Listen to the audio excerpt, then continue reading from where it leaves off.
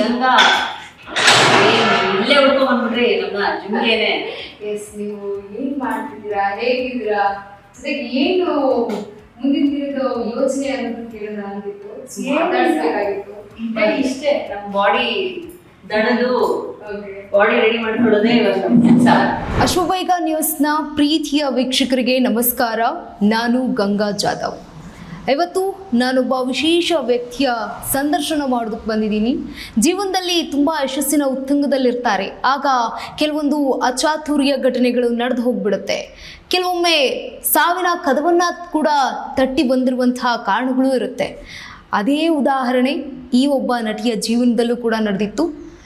ಬದುಕಿದ್ದು ಒಂದು ಕಡೆಯಾಗಿದ್ದರೆ ನಾನು ಮತ್ತೆ ಬರ್ತೀನಿ ಅಂತ ಕಮ್ ಬ್ಯಾಕ್ ಮಾಡಿದ್ದು ಮತ್ತೊಂದು ರೀತಿಯಾದಂತಹ ರೆಬಲ್ ಲೇಡಿ ಅಂತಲೇ ನಾನು ಕರಿತೀನಿ. ಯಾಕಂತಂದರೆ ಅಷ್ಟು ನೋವುಗಳನ್ನು ಸಹಿಸಿಕೊಂಡು ಇವತ್ತು ಮತ್ತೆ ಸ್ಟ್ರಾಂಗ್ ಆಗಿ ನಿಂತಿದ್ದಾರೆ. ಅವರೇ ನಮ್ಮ ಪ್ರೀತಿಯ ರಿಷಿಕಾ ಸಿಂಗ್ ಮೇಡಮ್. ನಮಸ್ಕಾರ. ನಮಸ್ತೆ. ನಮಸ್ತೆ ಗಂಗಾ ಅವರೇ, ಹೇಗಿದ್ದೀರಾ ನೀವು? ನಾನು ತುಂಬ ಚೆನ್ನಾಗಿದ್ದೀನಿ. ನೀವು ಹೇಗಿದ್ದೀರಾ? ಎಕ್ಸ್ಪೆಷಲಿ ನಾವು ನೋಡಿ ಸೂಪರು, ಯಾವಾಗಲೂ ಸೂಪರೇ. ಓಕೆ, ಜಿಮ್ ಮಾಡ್ತಾನೆ ಒಂದು ಇಂಟರ್ವ್ಯೂ ತಗೋಬೇಕು ಅಂತಂದ್ವಿ. ಜಿಮ್ಮು ಮಾಡ್ತಾ ಇದ್ರಿ. ದಿನಕ್ಕೆ ಎಷ್ಟು ದಿನ ನೀವು ಇಲ್ಲೇ ಸ್ಪೆಂಡ್ ಮಾಡ್ತೀರಾ? ಎಷ್ಟು ಅವರ್ ಅನ್ನೋಕ್ಕಿಂತ ನನಗೆ gym is the main thing ಇವಾಗ. ಆಯಿತಾ, ಒಂದು ಫಿಟ್ನೆಸ್ ಇಂದ ಮುಂದೆ ಹೋಗೋದು it is become like my ಏನಂತಾರೆ, ಊಟ ಮಾಡಿ ನಾವು ಸ್ನಾನ ಮಾಡಿ ಆ ಥರ ಮಾಡ್ತೀವಲ್ಲ, ಅದು ಒಂದು ಪಾರ್ಟ್ ಆಫ್ ಮೈ ಲೈಫ್ ಆಗೋಗಿದೆ. ಅದ್ರ ಜೊತೆಗೆ ದಿನ ಜಿಮ್ ಮಾಡೋಕ್ಕಾಗೋದಿಲ್ಲ, ಯಾಕಂದರೆ ಬಾಡಿ ಕೇಳೋದಿಲ್ಲ. ನಿಮಗೆ ಒಂದು ದಿವಸ ವೆಯ್ಟ್ಸ್ ಎತ್ಬಿಟ್ಟು ಹೋದರೆ ಅದಕ್ಕೆ 2 ದಿವಸ ರೆಸ್ಟ್ ಕೊಡಲೇಬೇಕು. ಸೊ ನನಗೆ ಇಲ್ಲಿ ವೀಕ್ಲಿ ಥ್ರೈಸ್ ಬರ್ತೀನಿ. ಬೇರೆ ದಿವಸ ನಾನು ಯೋಗ ಮಾಡ್ತೀನಿ, yoga with pranayama. So gym life ಆಗಿದೆ, ಬಟ್ ರಿಕವರಿಗೆ ಟೈಮ್ ನಿಮಗೆ ಜಿಮ್ ಪೀಪಲ್ಗೆಲ್ಲ ನಾವು ಕೇಳ್ಬೋದು. ನೀವು ಜಿಮ್ಗೆ ಹೋಗಿರ್ತೀರ, ಒಂದು 10 ಸಲ ಎತ್ತಿದ ತಕ್ಷಣ ನೆಕ್ಸ್ಟ್ ಡೇ ಅದು ಬಿಡಲ್ಲ. ಓಕೆ, ಆ ವೆಯ್ಟ್ ಎಲ್ಲ ಬಂದ್ಬಿಟ್ಟಿರುತ್ತೆ ಪೇಯ್ನ್ ಆಗಿ. ಸೊ ಆ ಪೇಯ್ನ ಸ್ಲೋ ಆಗಿ ನೀವು ನ್ಯೂಟ್ರಿಷನ್ ಜೊತೆ ಅದನ್ನ ಬ್ಯಾಲೆನ್ಸ್ ಮಾಡ್ಬೇಕಾಗುತ್ತೆ. ಇಲ್ಲ ಅಂದ್ರೆ ವೇಸ್ಟ್, ಜಿಮ್ಗೆ ಹೋಗೋದೇ ವೇಸ್ಟ್. ಸೊ ಇವತ್ತು ಹೋದ್ರೆ ಇನ್ನು 2 ದಿವಸ ನಾನು, ಸೊ ಅದರಲ್ಲಿ ಬೇರೆ ನಾನು ವೀಕಲ್ಲಿ 2 ದಿವಸ ನಾನ್ ವೆಜ್ ತಿನ್ನೋದು. ಸೊ ಹಂಗೆ ಬ್ಯಾಲೆನ್ಸ್ ಮಾಡಿಕೊಂಡು ಆ ಯಾವ ದಿವಸ ನಾನ್ ವೆಜ್ ತಿಂತೀನೋ ಆ ಹಿಂದಿನ ದಿವಸ ಜಿಮ್ಗೆ ಹೋಗಿ ನೆಕ್ಸ್ಟ್ ಡೇ ಪ್ರೋಟೀನ್ ಗಿಟೀನ್ ಎಲ್ಲ ತಗೊಂಡು ರೆಡಿ ಮಾಡ್ಕೊಂಡು ಮತ್ತೆ ಬರೋದು. ಹಂಗೆ. ಇವಾಗ ನೀವು ನಾನ್ ವೆಜ್ ತುಂಬಾ ಇಷ್ಟಪಡ್ತೀರಾ ಅಥವಾ ವೆಜ್ ಇಷ್ಟಪಡ್ತೀರಾ ಅಂತ? ನನ್ಗೆ ಎರಡೂ ಇಷ್ಟನೇ. I like veg. ಏನು ಗೊತ್ತಾ, ಮಾಡೋ ರೀತಿ ಮಾಡಿದ್ರೆ ಅದು ತುಂಬಾ ಚೆನ್ನಾಗಿ ಬರುತ್ತೆ. ಅಂದ್ರೆ ಜಿಮ್ ಮಾಡೋರು ನಾನ್ ವೆಜ್ ನ ಜಾಸ್ತಿ ಇದನ್ ಮಾಡ್ತಾರೆ. ಇಲ್ಲ, ಏನ್ ಗೊತ್ತಾ, ಅದೆಲ್ಲ ಮಿತ್. ಅಫ್ಕೋರ್ಸ್ ಚಿಕನ್ ತಿಂದ್ರೆ it is the best protein. Mutton is not very good, but still ನೀವು ತುಂಬಾನೇ ಹೆಂಗಂದ್ರೆ ಹೆವಿ ವೆಯ್ಟ್ 100 kg 500 kg ಅವೆಲ್ಲ ಎತ್ತಿದ್ರೆ ಅಫ್ಕೋರ್ಸ್ ಮಟನ್ ಬೇಕಾಗುತ್ತೆ. ಬಟ್ ನಮ್ಮ ಥರ ಚಿಕ್ಕ ವೆಯ್ಟು ಲೈಕ್ ಸ್ಮಾಲ್ ವೆಯ್ಟ್, ಯಾಕಂದ್ರೆ ನಮ್ಗೀಗ ಏನು ಗೊತ್ತಾ, ಹೆವಿ ವೆಯ್ಟ್ ಎತ್ತಿ ಯಾವುದು ಕಾಂಪಿಟಿಷನ್ಗೆ ಹೋಗ್ಬೇಕಾಗಿಲ್ಲ. ಜಸ್ಟ್ ಟೋನಿಂಗ್ ಮಾಡಬೇಕಾಗಿರೋದು, ಸ್ಟ್ರೆಂಥನಿಂಗ್ ಮಾಡಬೇಕು. ಸೊ ಅದಕ್ಕೆ ಚಿಕನ್ ಬೆಸ್ಟ್, ಬಿಟ್ರೆ ಎಗ್. ಓಕೆ. ಸೊ ಅದಿಲ್ಲ ಅಂದ್ರೆ ವೆಜಿಟೇರಿಯನ್ ಅಲ್ಲಿ ನಿಮ್ಗೆ ಟೋಫು ಅಂತ ಬರುತ್ತೆ. ಓಕೆ. ಟೋಫು ತಿಂದ್ರೆ ಅದು ನಿಮ್ಗೆ ಸಣ್ಣನೂ ಮಾಡುತ್ತೆ, ಬಾಡಿ ಐ ಮೀನ್ ಫೇಸ್ ಗ್ಲೋನು ಬರುತ್ತೆ, ಪ್ರೋಟೀನು ಸಿಕ್ಕತ್ತೆ. ಓಕೆ ಮೇಡಮ್, ಈಗ ಲೈಫ್ ಹೇಗಿದೆ? ಸೂಪರ್ ಆಗಿದೆ, ಅಮೇಝಿಂಗ್. ಓಕೆ, ಯಾಕಂತಂದ್ರೆ ಆಕ್ಸಿಡೆಂಟ್ ಆದ ದಿನಗಳ ಬಳಿಕ ಈಗ ಕಮ್ ಬ್ಯಾಕ್ ಮಾಡ್ತಾ ಇರುವಂಥದ್ದು ನೀವು. ಅಫ್ಕೋರ್ಸ್. ಸೊ ಏನ್ ಗೊತ್ತಾ, ಜೀವನದಲ್ಲಿ ನಾನು ಇದನ್ನ ಮೊದಲು ಹೇಳಿದ್ದೀನಿ, ಇವತ್ತು ಹೇಳ್ತೀನಿ, ಏನ್ ನಮ್ಗಾಗುತ್ತೆ ಅದು ನಮಗೆ ಗ್ಯಾರಂಟಿ ಇಲ್ಲ. ಯಾರಿಗೂ ಗ್ಯಾರಂಟಿ ಇಲ್ಲ ಈ ಜಗತ್ತಲ್ಲಿ. ನಾನು ಹಿಂಗೆ ಇದ್ದು ಬಿಡ್ತೀನಪ್ಪ, ನಾನು ರಾಜನ್ ತರಾನೇ ಇರ್ತೀನಿ ಅಂದ್ರೆ ಇಲ್ಲ. ಸೊ ನಗು ಅನ್ನೋದು ಇಟ್ಸ್ ಅ ಸೂಪರ್ ಪವರ್. ಅದರಿಂದ ನಾನು ಅದರಿಂದ ಆಚೆ ಬಂದಿದ್ದೀನಿ. ನೀವು ಕೇಳಿದ್ರಲ್ಲ ಈಗ ಆಕ್ಸಿಡೆಂಟ್.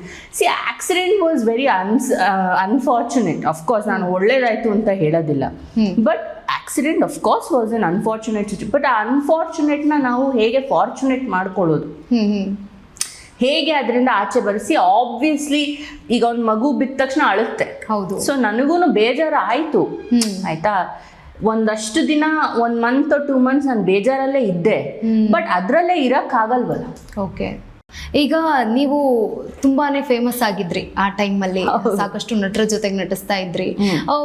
ಬ್ಯಾಡ್ ಕಮೆಂಟ್ ಹಾಕೋರು ಇರ್ತಾರೆ, ಒಂದಷ್ಟು ಜನ ತಿರುಚಿ ಮಾತಾಡೋರು ಇರ್ತಾರೆ. ಆ ಕಾಲದಲ್ಲಿ ಈಗ ನಿಮ್ಗೆ ಆಕ್ಸಿಡೆಂಟ್ ಆದ ನಂತರ ಬಂದು ನಿಮ್ಗೆ ಹೇಳಿದ್ದುಂಟಾ, ಹಿಂಗಾಗ್ತಾ ಇದೆ ಏನು, ನನಗೆ ಯಾರು ಕುಗ್ಗಿಸೋ ಪ್ರಯತ್ನ ಮಾಡಿದ್ರ ಅಂತ?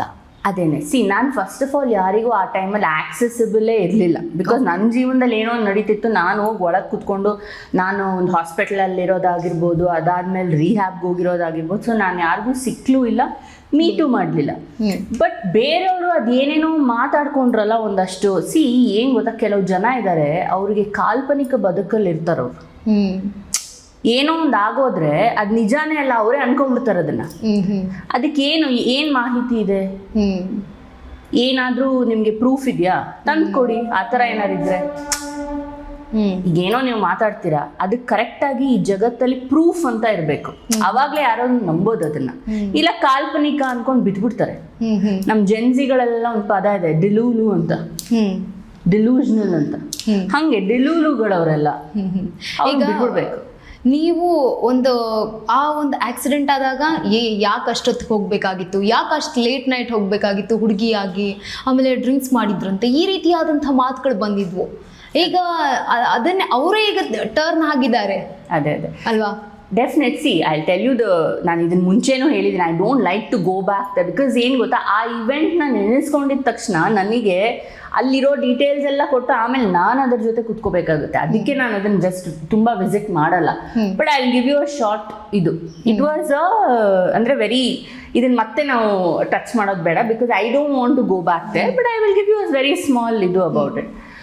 ಬೇಸಿಕಲಿ ನನ್ನ ಫ್ಯಾಮಿಲಿ ಪಾರ್ಟಿ ಅದು ಇದ್ದಿದ್ದು. ಯಾಕೆ ಹೋಗ್ಬೇಕಂದ್ರೆ ಫ್ಯಾಮಿಲಿ ಪಾರ್ಟಿಗೆ ಹೋಗ್ಬಾರ್ದ? ನಮ್ಮ ಅಜ್ಜಿ ಇದ್ರು, ನಮ್ಮ ಅತ್ತೆ ಇದ್ರು, ನಮ್ಮ ಅಂಕಲ್ ಇದ್ರು, ನಮ್ಮ ಅಪ್ಪನೂ ಇದ್ರು. ಅರ್ಥ ಆಯ್ತಾ? ಸೊ ನಮ್ಮ ಕಸಿನ್ ಬರ್ಡೇ ಅದು. ಕೊರೋನಾ ಟೈಮಲ್ಲಿ ಒಂದು ಆಚೆ ಯಾರು ಹೋಗೇ ಇರಲಿಲ್ಲ, ತಲೆ ಕೆಟ್ಟೋಗಿತ್ತು ನಮಗೆ. ಸೊ ಒಂದು ಫ್ಯಾಮಿಲಿ ಗೆಟ್ ಟುಗೆದರ್ ಮಾಡೋಣ ಅಂದ್ಕೊಂಡು ಯಾರ್ದೋ ಅವಳ ಫ್ರೆಂಡ್ ಫಾರ್ಮ್ ಹೌಸಲ್ಲಿ ಒಂದು ಪಾರ್ಟಿನ ಆರ್ಗನೈಸ್ ಮಾಡಿದ್ದವಳು. ಸೊ ಎಲ್ಲರೂ ಫ್ಯಾಮಿಲಿ ಮೆಂಬರ್ಸ್ ಹೋಗಿದ್ವಿ. ಜಗ ಅಂಕಲ್ ಇದ್ರು, ಸೊ ಅವ್ರ ಫಸ್ಟ್ ವೈಫು, ಅವ್ರ ಮಕ್ಕಳು ಎಲ್ಲರೂ ಇದ್ರು. ಅವಳೇ ನನ್ನ ಜೊತೆ ಈಗ ಆಕ್ಸಿಡೆಂಟಲ್ಲಿ ಇದ್ದಿದ್ದು. ಓಕೆ. ಸೊ ಏನಾಯ್ತು ಅಂತಂದ್ರೆ ಅಲ್ಲಿಂದ ಹೊರಡ್ಬೇಕು, ಎಲ್ಲರೂ ಎಲ್ಡರ್ಸ್ ಎಲ್ಲ ಹೊರಟ್ರು. ಆಯ್ತಾ? ಸೊ ಅದಾದ್ಮೇಲೆ ನನಗೆ ಹೇಳಿದ್ರು, ನೀನು ಅಲ್ಲೇ ಇದ್ಬಿಟ್ಟು ಬಾ ಅಂತ. ಅಲ್ಲಿ ರೂಮ್ಸ್ ಎಲ್ಲ ಮಾಡಿದ್ರು. ಬಟ್ ನನಗೇನಂದ್ರೆ ಬೆಳಗ್ಗೆ ಒಂದು ಶೂಟ್ ಇತ್ತು. ಸೊ ನಾನಂದರೆ ನಾನು ಮನೆಗೆ ಹೋಗಿ ಮಲಗಿದ್ರೇನೆ ಬೆಳಗ್ಗೆ ಎದ್ದು ನಂಗೆ ಸ್ನಾನ ಮಾಡಿ ರೆಡಿಯಾಗಿ ಎಲ್ಲನೂ ಅದು ನನಗೆ ಅಲ್ಲಿ ಕರೆಕ್ಟಾಗಿರುತ್ತೆ. ಇಲ್ಲಿ ನನಗೆ ಆಗೋದಿಲ್ಲ, ನಾನು ಹೊರಡಲೇಬೇಕು ಅಂತ ನಾನು ಹೇಳ್ತಾನೆ ಇದ್ದೆ. ಬಟ್ ನಿಮಗೆ ಗೊತ್ತಲ್ಲ ಫ್ಯಾಮಿಲಿ ಪಾರ್ಟಿಲಿ ಹೆಂಗೆ ಅಂತ, ಬಿಡೋದಿಲ್ಲ ಹೋಗೋಕ್ಕೆ. ಇರಿ ಇನ್ನೊಂದು ಅರ್ಧ ಗಂಟೆ ಅಂತಾನೆ ಆಯಿತು. ಆಮೇಲೆ ನಾನು ಡ್ರಿಂಕ್ಸು ಏನು ಗೊತ್ತಾ, ಮನೆಯಲ್ಲಿದ್ದಾಗ ಮಾತ್ರ ನಾನು ಈ ಡ್ರಿಂಕ್ಸ್ ಬೇಕಂದ್ರೆ ಮಾಡ್ತೀನಿ, ಆಚೆ ಹೋದಾಗ ನಾನು ಕುಡಿಯೋದಿಲ್ಲ. ಏನಕ್ಕೆ ಅಂದರೆ ನಾನು ಒಬ್ಬಳೇ ಅಲ್ಲಿ ದೊಡ್ಡವಳು ಇದ್ದಿದ್ದು. ಬೇರೆಯವರೆಲ್ಲ ಮಕ್ಕಳೆಲ್ಲ ಎಂಜಾಯ್ ಮಾಡ್ತಾ ಇದ್ರು. ಸೊ ಯಾರಾದರೂ ಅವ್ರನ್ನ ನೋಡ್ಕೊಳ್ಳೋರು ಬೇಕಲ್ಲ, ನಾನು ಕುಡ್ಕೋತಿ ಆದರೆ ಅವ್ರನ್ನ ನೋಡ್ಕೊಳ್ಳೋರು ಯಾರು? ಸೊ ಅದಕ್ಕೋಸ್ಕರನೇ ನಾನು ಏನೂ ತೊಗೊಂಡಿಲ್ಲ ಅವತ್ತು. ಅರ್ಥ ಆಯ್ತಾ? ಅದು ಅದಕ್ಕೆ ಪ್ರೂಫ್ ಬೇಕಾದರೆ ಪ್ರೂಫೂ ನಾನು ತಂದ್ಕೊಡ್ತೀನಿ. ಬಿಕಾಸ್ ಡಾಕ್ಟ್ರು ಫಸ್ಟೇ ರಿಪೋರ್ಟ್ ಮಾಡಿರೋರು. ನಮ್ದು ಆಕ್ಸಿಡೆಂಟ್ ಆಮೇಲೆ ಆಯ್ತಲ್ಲ, ಇದು ಡ್ರಂಕನ್ ಕೇಸು ಅಂತ ಫಸ್ಟ್ ಹಾಕ್ಬಿಟ್ರು ಅವರು. ಯಾವ ಡಾಕ್ಟ್ರು ನಮ್ಗೇನು ಮಾಡಿಲ್ಲ. ಬ್ಲಡ್ ಟೆಸ್ಟ್ ರಿಪೋರ್ಟ್ಸ್ ಎಲ್ಲ ಅಲ್ಲೇ ಇದೆ ಅಪೋಲೋ ಹಾಸ್ಪಿಟ್ಲಲ್ಲಿ, ಬೇಕಾದ್ರೆ ಹೋಗಿ ತೊಗೋಬೋದು. ಸೊ ಆಮೇಲೆ ಏನು ಗೊತ್ತಾ, I am a very responsible person. ಜನ ನನ್ನ ಬಗ್ಗೆ ಏನು ಮಾತಾಡ್ತಾರೋ, ಅವ್ರಿಗೆ ಏನು ಅನ್ಕೊಂಡಿದಾರೋ, ಹೇಳಿದ್ನಲ್ಲ ಡಿಲೂಲುಗಳು, ಅವ್ರು ಏನು ಅನ್ಕೋತಾರೋ ನಾನು ಅದನ್ನು ಹೋಗಿ ಚೇಂಜ್ ಮಾಡ್ಲಿಕ್ಕೆ ಆಗೋದಿಲ್ಲ. ಸೊ ಸಿನ್ಸ್ ನನಗೆ ಶೂಟ್ ಇರೋದ್ರಿಂದ ನಾನು ಹೊರಟಿದ್ದು. ಈ ಜಗ ಅಂಕಲ್ ಫಸ್ಟ್ ವೈಫ್ ಮಗಳು ಯಾರಿದ್ದಾಳೆ, ಅವಳು ನನ್ನ she's also like a cousin only ನಮಗೆ. ನಾವೇನು ಅವ್ರ ಫಸ್ಟ್ ವೈಫು ಸೆಕೆಂಡ್ ಆ ಥರ ಅಂದ್ಕೊಳ್ಳೋದೇ ಇಲ್ಲ. ಸೊ ಅವಳು ನಾನು ಹೊರಡ್ತೀನಿ ಅಂತ ನನ್ನ ಜೊತೆ ಹೊರಟ್ಲು. ಸೊ ಅಲ್ಲಿರೋ ಒಂದು ಹುಡುಗಂಗೆ ಅವನು ಅವಾಗ ತಾನೇ ಬಂದಿದ್ದ ಪಾಪ. ಅವನೆಲ್ಲೋ ಲೇಟ್ ನೈಟ್ ಫ್ಲೈಟಿಂದ ಬಂದು ಅವಾಗ ತಾನೇ ಬಂದಿದ್ದ. ಸೊ ಅವನು ಗಾಡೀಲಿ ಅವಾಗ ತಾನು ತಲುಪಿದ್ನಲ್ಲ, ದಯವಿಟ್ಟು ನಮ್ಮನ್ನ ಮನೆಗೆ ಬಿಟ್ಬಿಡು ಅಂತ ಅವನಿಗೆ ಹೇಳಿದ್ವಿ. ಸೊ ಹಾಗೆ ಅವನಿಗೆ ಬಿಡಕ್ಕೆ ಹೋಗಿದ್ದು. ಸೊ ಅವನಿಗೆ ಏನಂದ್ರೆ ಪಾಪ ಡ್ರೈವ್ ಮಾಡ್ಕೊಂಡು ಅಷ್ಟು ದೂರದಿಂದ ಬಂದಿದ್ನಲ್ಲ, ಅವನಿಗೆ ಸ್ವಲ್ಪ ನಿದ್ದೆ ಇತ್ತು. ನಮಿಗೂ ನಿದ್ದೆ ಇತ್ತು. ನನಗೆ ಎಷ್ಟು ನಿದ್ದೆ ಇತ್ತು ಅಂದರೆ ಅಲ್ಲೆಲ್ಲ ಅವ್ರ ಜೊತೆ ಡ್ಯಾನ್ಸ್ ಮಾಡಿ ಮಾಡಿ ನನಗೆ ಸುಸ್ತಾಗ್ಬಿಟ್ಟಿತ್ತು ತುಂಬ. ಹೊರಟಿದ್ದು 5 ನಿಮಿಷ ನಾವು, ಇನ್ನೂ 5 ಮಿನಿಟ್ಸು ಆಗಿಲ್ಲ. ಅವ್ನು ಗೇರ್ ಚೇಂಜ್ ಮಾಡಿದ, ಅವ್ನಿಗೆ ಫುಲ್ ಕಂಟ್ರೋಲ್ ತಪ್ಪೋಯ್ತು. ಹಿಂಗೆ ತಿರುಗಿಸ್ತಾ ಅವನಿಗೆ, ಅದು ಏನಂತಾರೆ ಆಟೋಮ್ಯಾಟಿಕ್ ಕಾರ್. ಸೊ ನೀವು ಕಂಟ್ರೋಲ್ ಮಾಡಿಲ್ಲ ಅಂದರೆ ಹೊಟ್ಟೋಗುತ್ತೆ ಮುಂದಕ್ಕೆ. ಸೊ ಅವನು ಬ್ರೇಕ್ ಬದಲು ಎಕ್ಸ್ಲೇಟರ್ ಒತ್ತದ, ಟರ್ನಿಂಗು ತೊಗೊಂಡು ಅಲ್ಲಿ ಮರ ಇತ್ತು, ಜೋರಾಗಿ ಹೊಡಿತು. ಅಷ್ಟೇ ಸಿಂಪಲ್ ಆಗಿದ್ದ ವಿಚಾರ. ಆಮೇಲೆ ಇನ್ನೊಂದು ವಿಚಾರ ನಾನು ಕೇಳಕ್ಕೆ ಇಷ್ಟಪಡ್ತೀನಿ. ನಾನು ಅವತ್ತು ಕುಡ್ದಿಲ್ಲ, ಅದನ್ನು ಬೇಕಂದರೆ ನೀವು ಡಾಕ್ಟರ್ಸ್ ಹತ್ರನೂ ಕೇಳ್ಕೊಳ್ಳಿ, ಇನ್ಯಾರ ಜೊತೆನೂ ಬೇಕಿದ್ರೆ ನಮ್ಮ ಫ್ಯಾಮಿಲಿನೂ ಇದ್ದಾರೆ, ಅವ್ರಿಗೂ ಹೋಗಿ ಕೇಳ್ಕೊಳ್ಳಿ. ಇಲ್ಲ ಅವಳೇ ಇದ್ಲು ನನ್ನ ಬರ್ಡೇಗಲ್ಲೂ ಅವಳಿಗೆ ಕೇಳಿ. ನನಗೆ ಅವತ್ತು ಎಲ್ಲರೂ ಹೇಳಿದ್ರು ತಗೋ ಒಂಚೂರು. ನನಗೆ ಬೆಳಗ್ಗೆ ಶೂಟ್ ಇದ್ರೆ ಏನು ಗೊತ್ತಾ, ನಾನು ಕುಡಿಯೋದಿಲ್ಲ. ನೀವು ಮುಖ ಸುಳ್ಳು ಹೇಳಲ್ಲ, ಬೆಳಗ್ಗೆ ಶೂಟ್ ಇದ್ರೆ ಕಣ್ಣೆಲ್ಲ ಹಿಂಗೆ ಒಳಗೆ ಹೋಗ್ಬಿಡುತ್ತೆ. ಅದನ್ನ ನೀವು ಎಷ್ಟು ಮೇಕಪ್ ಹಾಕಿದ್ರು ಅದು ಇದು ಆಗಲ್ಲ. ಆಮೇಲೆ ನಿಮ್ಗೆ ಆ ಫೇಸಲ್ಲಿ ಗ್ಲೋನೇ ಬರೋದಿಲ್ಲ. ಪ್ರೀವಿಯಸ್ ಡೇ ಕುಡಿದ್ರೆ ಅದು ಎಷ್ಟಾದ್ರೂ ನೀವು ಒಂದು ಚಿಕ್ಕ ಪೆಗ್ಗಾದ್ರೂ ತಗೊಳ್ಳಿ, ಒಂದು ಗ್ಲಾಸ್ ವೈನ್ ಆದ್ರೂ ತಗೊಳ್ಳಿ, ನೆಕ್ಸ್ಟ್ ಡೇ ಮುಖ ಹೇಳ್ಬಿಡುತ್ತೆ. ಸೊ ನನಗೆ ಶೂಟ್ ಇದ್ರೆ ನಾನು, ಬಿಕಾಸ್ ಅವ್ರು ನನಗೆ ದುಡ್ಡು ಕೊಟ್ಟು ಕರೆಸ್ತಾರೆ ಅಲ್ವಾ. ಈ ಕುಡ್ತಾ ಯಾವತ್ತಾದ್ರೂ ನಾನು ಮಾಡ್ಕೋಬೋದು. ನಾನು ಕುಡಿಯಲ್ಲ ಅಂತ ಹೇಳಲ್ಲ, of course I drink, but I am not a drunk. ಕುಡ್ತಾನೆ ಆಗ್ಬೇಕು ಜೀವನದಲ್ಲಿ ಅಂತ ನಾನು ಇಲ್ವೇ ಇಲ್ಲ.